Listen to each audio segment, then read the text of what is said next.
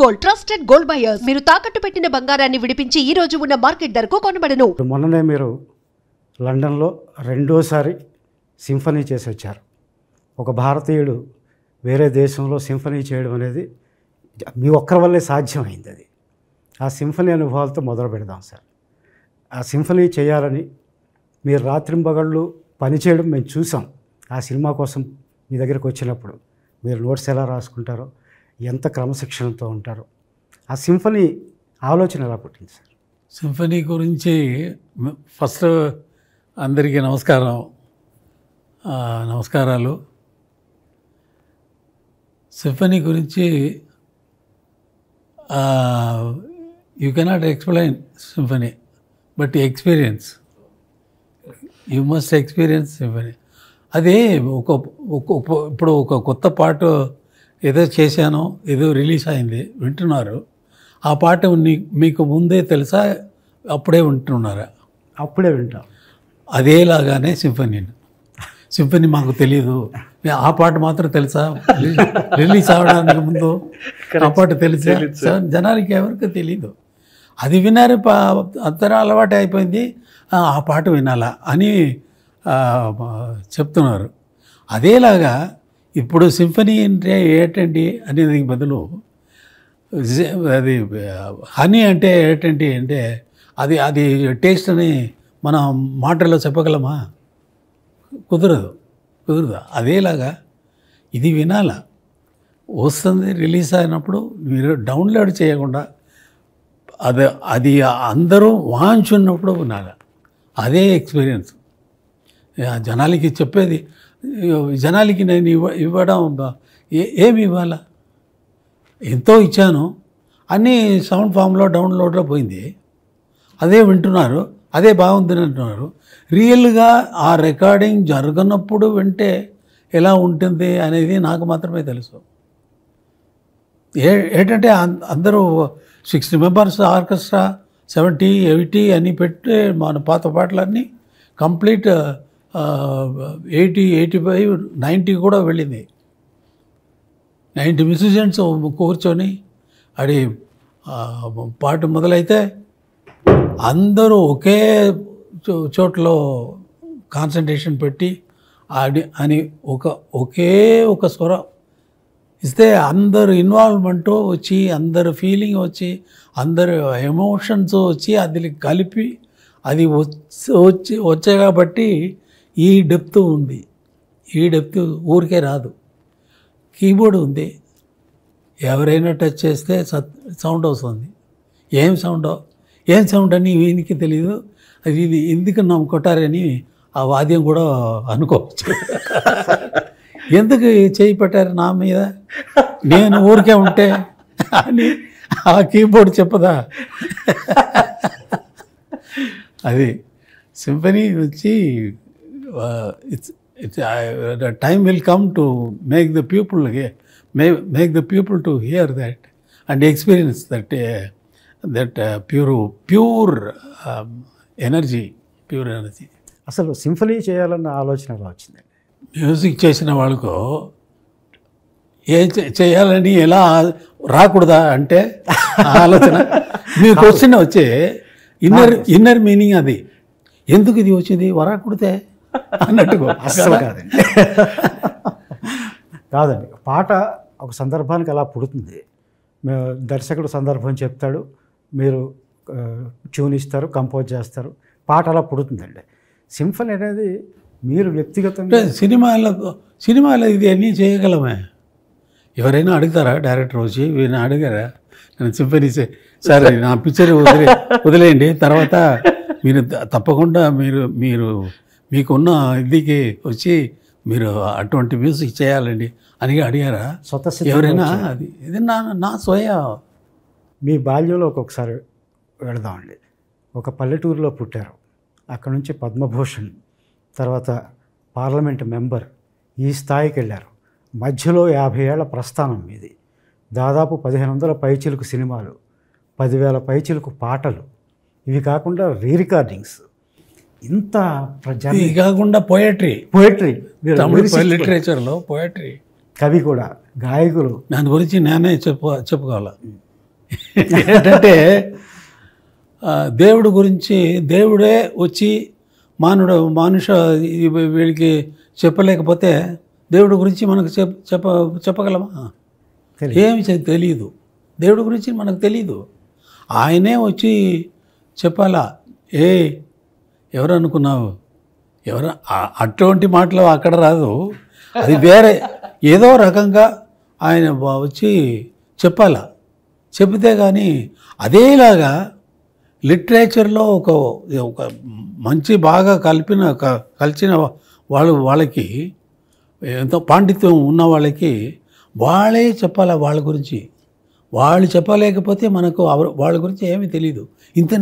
ఇంత ఉందా దీంట్లో, దీంట్లో ఇంత ఉంది అని ఆయన చెప్తున్నారే, ఆయన గొప్పవాడు అనే ఆయన గురించి తెలుసుకోవాలంటే ఆయనే చెప్పాల. అదిలాగా ఇప్పుడు నేను చెప్పింది. అవునండి. ఈ ప్రస్థానంలో తమిళ లిటరేచర్ అని చెప్పింది, ఆ ఒక మాటలు చెప్పింది. ఇన్నేళ్ళ ఈ యాత్రలో అలుపెరగకుండా, ఇప్పుడు 82 ఏళ్ల వయసు మీది, ఎక్కడ మిమ్మల్ని చూస్తుంటే అలిసినట్టు కానీ సొలసినట్టు కానీ కనిపించదు. ఉత్సాహం తగ్గలేదు. దాదాపుగా ఒక 60 ఏళ్ళు వచ్చినాయి అంటేనే రిటైర్మెంట్ ప్రకటించేసుకునో లేకపోతే ఇచ్చేసో కృష్ణారామ అంటూ ఇంట్లో కూర్చుంటారు. మీ ప్రస్థానం, మీ ఉత్సాహం చూస్తూ ఉంటే ఎక్కడి నుంచి వస్తుంది సార్? అలా కూర్చోకుండా ఇలా చేస్తారే అంటే అడుగుతారా? అదే మళ్ళీ అడుగుతారా? ఇది యాత్రలో అన్నారు. యాత్రలో మాటలు వచ్చి ఈ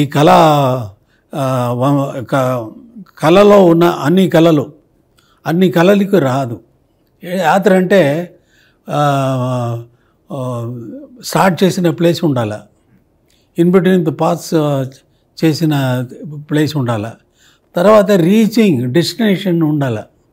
అది లేదు. ఇప్పుడు ఉందా నాకు? ఇప్పుడు నేను యాత్ర అని మీ మాటలే తీసుకుంటాను. యాత్ర అంటే నేను యాత్ర ఇప్పుడు పోతానా ఆపేశానా? లేదు. యాత్ర అని మాటలకు మాత్రం వాక్యం వాడకూడదు. అది దానికి మాత్రం అడుగుతున్నాను. యాత్రానికి డెస్టినేషన్ లేదు. So you should not call this as యాత్ర. ఒక నీ జర్నీలో ఏం జరిగింది అనేది సరిగా ఉండదు. మీకు యాక్చువల్ క్వశ్చన్ వదిలి ఎక్కడెక్కడ వెళ్తున్నారు. సరే, యాక్చువల్గా మీరు ఎప్పుడు చెప్తారు లోకల్లో అంటే మీరు చెప్పిన అన్ని చూస్తే నేనే చెప్పాలా ఏంటంటే, బాగా పాండిత్యం ఉన్నవాళ్ళు వాళ్ళ గురించి చెప్పాలి కదా. దానివల్ల నేనే చెప్పాలా. లోకంలో నాలాంటి వాళ్ళు లేదు. ఇంకా రారా అంటే, వస్తారా అంటే రారండి. ముందే మీలాంటి వాళ్ళు వచ్చారా అని అంటే లేదు. రీజన్ వచ్చి దేనికి ఇది చెప్తున్నా అంటే, సరదాగా నేను పుట్టింది కుగ్రామం, very very very ordinary village. దాంట్లో మ్యూజిక్ నేర్పిన వాళ్ళు లేదు. నా అన్న పాడతారు, అది విని దాంట్లో ఒక అట్రాక్షన్ వచ్చింది. చిన్నప్పుడు నుంచి అప్పుడు అలాగే పెరిగి ఇది వచ్చి మెడ్రాస్ వచ్చి కలిశాను. నేను వెళ్ళిన దారిలో నాలాంటి జీవితం ఎవరికి జరగలేదు. మీరు ఎవరి పేరు చెప్పండి, మ్యూజిక్లో గొప్పవారు లోకంలో music masters, world masters, classical masters ఉన్నారు. వాళ్ళ పేరన్నీ చెప్పండి. వాళ్ళు అందరూ ఎవరైనా సరే ఎంఎస్వి గారు అని చెప్తే ఎంఎస్వి గారు మ్యూజిక్ నేర్చుకున్నారు. ఒకరితో అసిస్టెంట్గా సిఆర్ సుబ్రహ్మణ్యంతో అసిస్టెంట్గా ఉన్నప్పుడే, ఇంకా ఎస్ఎంఎస్తో, ఇంకా వేరే మ్యూజిక్ డైరెక్టర్తో, పాపనాశం శివన్తో, ఎన్నో మహానుభావులు వాళ్ళతో పనిచేసి ఆ ఎక్స్పీరియన్స్ అన్నీ తీసుకొని ఈయన వచ్చి సెపరేట్గా వచ్చారు, నేర్చుకున్నారు, ఆపర్చునిటీ వచ్చింది, ఆయన వర్క్ చేశారు, దాంట్లోనే పనిచేసి దాంట్లోనే వచ్చారు. నాకు నేను ఎవరితో నేర్చుకున్నాను? లేదు. సో కుగ్రామంలో నుంచి వచ్చి ఇంత దూరం వచ్చి ఇదే వరల్డ్ మ్యూజిక్ లెవెల్లో వెళ్ళే వాళ్ళు ఎవ్వరూ లేరు. బీథోవన్ అంటే బీథోవన్ 4 years ఉన్నప్పుడే పియానో అదిరి కొట్టేవాళ్ళు, అదిరిపోతుంది, అలా వాంచేవాళ్ళు. మ్యూజిక్ మొజార్ట్ అంటే మొజార్ట్ ఎవరి నేమ్ చెప్పండి. ఆ లెవెల్లో మనకు దేవుడు ఎలా నాకు ఇచ్చారో అనేది నాకు తెలియదు. ఇది దేవుడు ఇచ్చిందే కాబట్టి ఆర్డినరీ మనిషి వచ్చి మనం ఏదో అనుకొని ఏదో మ్యూజిక్ నేర్చిన మ్యూజిక్ మాత్రమే రిపీట్ చేసి కర్ణాటక కచేరీ చేసిన ప్రోగ్రామ్ చేసిన వాళ్ళు ఎక్కువ ఉన్నారు. నేర్చుకున్న పాట కదా వాళ్ళు పాడేది, అక్కడ వాళ్ళే క్రియేట్ చేసి పాడింది కాదు, క్రియేట్ చేసి పాడేది అక్కడ రాగంగా పాడినప్పుడు మనోధర్మంగా ఏదైనా పాడతారు. బట్ సాలిడ్గా తానే పాడిన తర్వాత అది కరెక్టా అలాగే ఇంకొకరు ఫాలో చేస్తారా, ఒక గ్రూప్ ఆఫ్ పీపుల్ ఫాలో చేస్తారా అంటే దేశంలో అందరూ మ్యూజిక్ తెలిసిన వాళ్ళందరూ అదే ఫాలో చేస్తున్నారా అంటే లేదు. భీమ్సేన్ జోషి పాడుతున్నారు, అది అలాగే పాడతారా? వచ్చే వాళ్ళందరూ పాడరు.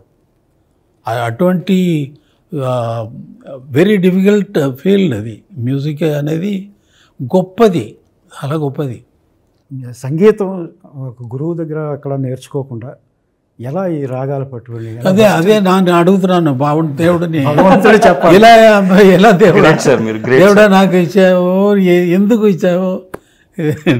ఇండియన్ మీ మొదటి పాట మీరు ఎప్పుడు చెప్తారు సార్, అప్పటి వరకు అది గాలి, నేను అలా